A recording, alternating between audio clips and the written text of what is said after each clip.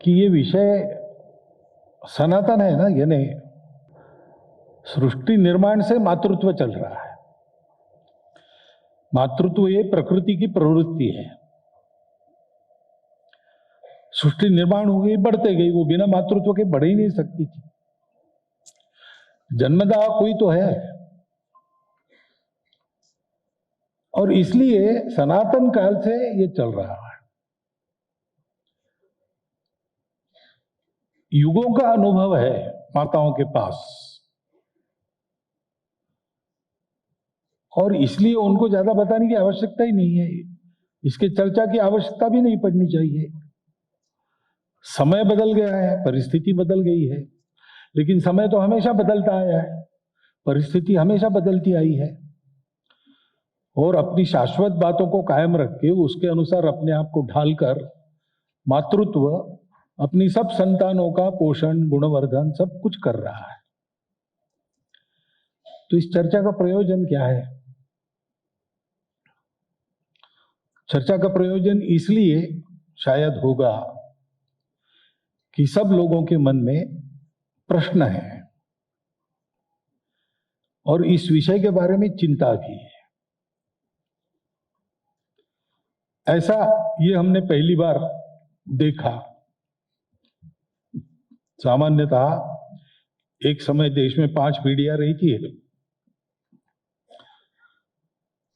तो पहली 3 पीढ़ियों के सामने तो ये प्रश्न है ही कि हमने कभी ऐसा देखा नहीं, अब आगे क्या होगा।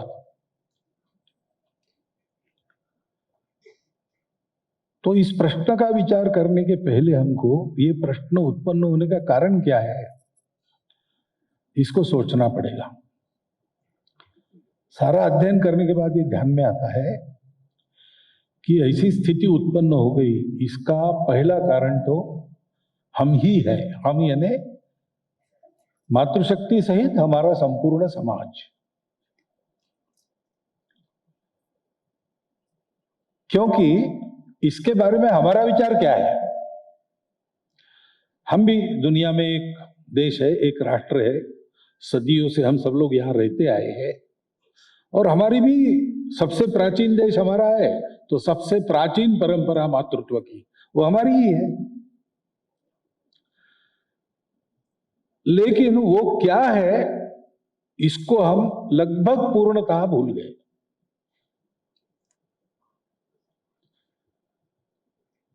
वो व्यवस्था क्या थी, कैसी थी, कैसे रही होगी, लेकिन उस व्यवस्था को भूलने के बाद, उसके इंगित को, उसके संदेश को भूलने के बाद हमारी जो अधोगति हुई और उसका लाभ लेकर परकीय लोगों ने अपने देश को लूटा खसोटा, उसके कारण जो परिस्थिति उत्पन्न हुई, और आखिरी जो आक्रामक आया ब्रिटिश, उसने जो हमारे दिमाग में इस आत्मविस्मृति को कायम करने की व्यवस्था कर दी।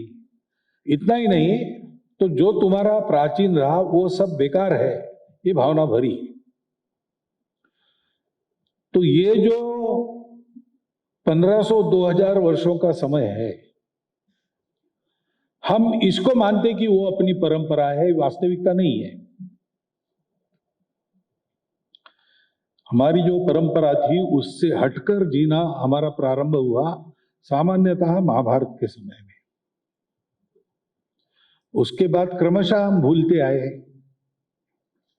फिर आक्रमण शुरू हुए, उसमें समाज अस्त व्यस्त हो जाता है, व्यवस्थाएं ध्वस्त हो जाती है, वो हुआ। और आखिरी आक्रमक ने हमारे मन में हमारे ही चीजों के प्रति विद्वेष भर दिया, न्यूनगंड भर दिया। उनका जो है वो सब सही है, हमारा सब गलत है। और जो हमारा जो था उसको हम गलत समझते हैं, जो सही था वो हमको पता ही नहीं है। और एक अधूरी दृष्टि के आधार पर एक जो गलत बातें चल रही है पाश्चात्य देशों में, जिसके कारण वहां अनेक समस्याएं उत्पन्न हुई है, और वहां से हमने लिया, लेकिन उनके पास इसका उत्तर नहीं है, तो हमको भी उत्तर नहीं मिल रहा है। हम अभी भी उसी को प्रमाण मान के चलते हैं। वो जो विमर्श है, वो जो नैरेशन है, उसमें कई बातें गृहीत मानकर अपना नैरेशन उन्होंने दिया है। कई बातें ऐसी है कि हमारे यहाँ वो बात थी ही नहीं, जैसी स्थिति वो कल्पना करते हैं वैसा है ही नहीं। जैसे वहां एक चलता है कि कौन श्रेष्ठ है, पुरुष है कि महिला श्रेष्ठ है, तो स्वाभाविक जो पुरुष के पक्षधर है वो कहेंगे पुरुष श्रेष्ठ है, महिला के पक्षधर है वो कहते हैं महिला श्रेष्ठ है। अब ये एक बार है श्रेष्ठ कनिष्ठ का विवाद, ये मान लिया तो फिर सारे प्रश्न आते हैं कि अगर महिला श्रेष्ठ है तो परिवार में गुलाम बनकर क्यों रहे, गुलामी में फंसाने वाला विवाह बंधन क्यों स्वीकार करें। महिला तो सब कुछ कर सकती है। अभी महिला तो सब कुछ कर सकती है, ये भ्रम है, ऐसा नहीं है। पुरुष सब कुछ कर सकता है, ये भी भ्रम है। कहीं कुछ होना है तो महिला पुरुष का साथ रहना आवश्यक रहता है, ये वस्तुस्थिति है। लेकिन डिस्कोर्स ऐसा है, उसको हमने आंखों पर पट्टी बांधकर स्वीकार किया है। तो अधूरी दृष्टि लेकर विचार करेंगे, उसके आधार पर अधूरी व्यवस्थाओं को अपनाने का प्रयास करेंगे, तो जो प्रश्न उत्पन्न होंगे वो हो रहे और उसको उत्तर नहीं है। इसलिए हमारे यहाँ ये प्रश्न उत्पन्न हुए और उसके चलते जो ये बातें शुरू हो गई उसमें ये एक बात हो गई। अब ये स्वतंत्रता ऐसा कहते हैं, है ना, स्त्री मुक्ति, तो दास्य मुक्ति है, पुरुषों के दास्य से, समाज की व्यवस्थाओं की दास्य से मुक्ति करनी है। शब्द तो बहुत अच्छे है, अगर दास्य है तो मुक्ति होनी ही चाहिए। परंतु क्या कोई व्यक्ति, पुरुष हो या महिला, वो बंधन मुक्त है क्या वास्तव में? व्यवस्था की बात नहीं कर रहा हूं, वो उसको अभी इतना सामर्थ्य है, वो मनमानी कर सकता है, फिर भी वो मुक्त है क्या? हम तो बंधे हैं, उन बंधनों को हम तोड़ नहीं सकते। पहला बंधन हमारे दिमाग में प्रत्येक के एक सॉफ्टवेयर फिट है, उसका है, उसको हम लांघ नहीं सकते। तो आप ये हॉल देख रहे हो, सब देख रहे, तो एक रंग बिरंगा दिखता है सब, तो हम कहते हैं कि यहां सातों रंग देखने को मिलते हैं। लेकिन कोई मुर्गी आएगी, वो कहेगी 7 रंग कहां होते, 3 ही होते रंग, क्योंकि उसका दिमाग उसको 3 ही रंग दिखाता है। तो उसका जो दुनिया के प्रति दर्शन है वो कहेगी 3 रंग की दुनिया। कुत्ता है तो कहेगा ब्लैक एंड व्हाइट 2 ही रंग है। अब कुत्ते को हम समझाएंगे 7 रंग है, वो कहेगा बेकार की बात है, मेरा अनुभव है 2 ही रंग है। हम कहेंगे तुम्हारा क्या अनुभव है? हमारा अनुभव है 7 रंग है, लेकिन हमारा अनुभव कहाँ है? हमको बांध दिया है अंदर। फिर हर मुक्ति एक नए बंधन का स्वीकार है।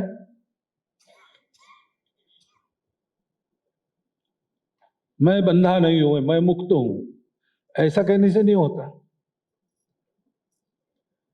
जिनको हम बंधनकारी पाश मानते हैं वो वास्तव में मुक्ति का बंधन है। तो स्त्री मुक्ति आंदोलन शुरू हुआ, बढ़ा, देखते देखते स्वीकार हुआ। जैन जी अच्छी रहती है, वो अनुकरणशील रहती है, इमोशनल रहती है, बहुत ठंडे दिमाग से विचार नहीं करती है, और जो उनके संपर्क में है वो अगर दिखने में प्रामाणिक हो तो उनको अपील करता है। तो हो गया एक दौर। उसके बाद उनकी जो प्रवर्तक थी उनके ध्यान में आया कि हमने तो एक गलत रास्ते पर कदम बढ़ाए और पीढ़ी 2 पीढ़ी को बर्बाद कर दिया अपने देश की। तो स्त्री मुक्ति की विशद कल्पना देने वाला ग्रंथ उन्होंने लिखा था। उसके बाद उन्होंने दूसरी पुस्तक लिखी, उसमें ये कहा कि वो हमारी बात गलत थी, और हमने 2 पीढ़ियां बर्बाद कर दी, कम से कम आने वाली पीढ़ियां बर्बाद ना हो, इसलिए मैं दूसरी लिख रहा हूं। ऐसे 5 दौरों में फिर से वो वापस आ गई कि परिवार ये महिला की आवश्यकता है, मातृत्व ये महिला की आवश्यकता है। अब हम आंखों पर पट्टी बांधकर उनके पीछे घूमेंगे, वो जितनी ठोकरें खाएंगे इतनी हमारे पास है, ये सारी बातें हमारे पास पहले से है, युगों का अनुभव है, परंतु हमको पता नहीं, हम अपना होने के कारण उसको गया बीता मानते हैं, और वो बड़ा प्रोग्रेसिव वर्ल्ड है, वहां से ये अंधों के पीछे हम भी अंधे होकर चल रहे हैं। इसके कारण इसकी चर्चा करनी पड़ती है। लेकिन थोड़ा आप सब लोग थोड़ा अपने अंदर झांककर अपना विचार करेंगे तो मेरे बिना बताए भी आपको सत्य ध्यान में आ जाएगा, और अभी जो प्रश्न आपको लगते हैं उन सब के उत्तर आपको मिल जाएंगे, क्योंकि सारी परिस्थिति के पीछे दृष्टि का अधूरापन है और हमारे पास एक संपूर्ण समग्र दृष्टि है। क्योंकि सृष्टि का, जीवन का जो सत्य है वो परंपरा से हमारे पूर्वजों ने अपने पास लिया, दुनिया को दिया समय समय पर, वो विरासत हमारे पास आज भी है। वो विरासत कहती है कि सब कुछ एक ही है, महिला और पुरुष, प्राणी और मनुष्य, चेतन और जड़, ये सब भ्रम है, इसमें से जाना पड़ता है। ये माया है लेकिन इससे छूट नहीं सकते, इसको अपनी तपस्या से इसकी कृपा प्राप्त करेंगे, वो प्रकृति वो अनुमति देगी तभी सत्य तक पहुंचेंगे। लेकिन इसमें से जाते समय ये ध्यान में रखना चाहिए कि ये माया है। वास्तविकता क्या है? वास्तविकता है अस्तित्व की एकता। अब साइंस भी, विज्ञान भी इसके पास आया है। Everything has started with A pre existing universal consciousness. That consciousness is not local, it is universal. And so everything is one and everything is connected. ये विज्ञान कहता है, ये हमारी दृष्टि है। इसके आधार पर हम जब विचार करते हैं महिला पुरुषों का, तो हमारे ये ध्यान में आता है कि अल्टीमेट एब्सोल्यूट रियलिटी के स्तर पर ये फर्क ही नहीं है महिला पुरुष, सब आत्मा है या शून्य है। अलग अलग नाम है अलग अलग दर्शनों में, लेकिन सभी भारतीय दर्शन ये मानते हैं कि वहां भेद नहीं है। मन बुद्धि सबकी अलग अलग होती है लेकिन पूर्ण अलग नहीं होती। भावना के रूप में, प्रवृत्तियों के रूप में, क्षमताओं के रूप में जो बातें हैं वो सब में है, वो पुरुषों में भी है, वो महिलाओं में भी है, उसमें कोई फर्क नहीं है। ऊपर से जो देह का आवरण मिलता है वो अलग है, प्रकृति ने उसको अलग रखा है। प्रोक्रिएशन का फंक्शन प्रकृति को करना है। प्रकृति की इच्छा मरने की नहीं होती, अमर होने की रहती है। अमर होने के 2 ही रास्ते हैं, या तो आप कुछ करके जिंदा रहो, नहीं तो अपना वंश उत्पन्न करो, उसमें आप जियोगे मरने के बाद भी। ये बायोलॉजी है, सब जीवों के लिए ही है। और इसलिए पुरुष और महिला इनके देह अलग रखे हैं। तो देह के स्तर पर आवश्यकताएं अलग अलग है, उपयोग अलग अलग है, ये सब बड़ा है। लेकिन मन बुद्धि के स्तर पर तो सब एक ही है। इसलिए जो जो पुरुष कर सकते हैं वो सब महिलाएं कर सकती है। लेकिन महिलाओं को एक विशेष वरदान है जो पुरुषों को नहीं है। गीता में विभूति योग है, भगवान ने अपनी विभूतियों का वर्णन किया है। तो मैं मासों में मार्गशीर्ष मास हूं, मैं प्रकाश देने वाली वस्तुओं में सूर्य हूं, मैं शस्त्र धारण करने वालों में राम हूं, मैं वृष्णिवंशीय लोगों में कृष्ण हूं। तो जितनी पुरुषवाचक विभूतियां है ना, वो सब एक व्यक्ति में एक गुण का उत्कर्ष इस रूप में है। लेकिन महिलाओं में एक महिला को उल्लेख नहीं है, संपूर्ण नारी जाति का उल्लेख है। कीर्ति श्री वाक्च नारीणाम स्मृतिर मेधा धृति क्षमा। ये गुण जो है, कीर्ति श्री वाक स्मृति मेधा धृति क्षमा, ये इन गुणों का उत्कर्ष पूरी नारी जाति में पाया जाता है। इसलिए वो नारी जाति विभूति है, सभी नारियां। और इसलिए अपने यहां पर विशेषकर संत महात्मा जब आते हैं, छोटी बच्ची से भी बात करते हैं, तो जब तक नाम लेकर पुकारने का परिचय नहीं होता तब तक उसको मां कहते हैं, जगत जननी के अर्थ में। तो हमारे यहां महिला का सम्मान क्या है कि वो विभूति है, वो जगत जननी है, वो देवी है, वो सब कर सकती है, स्वयं शक्ति स्वरूपा है।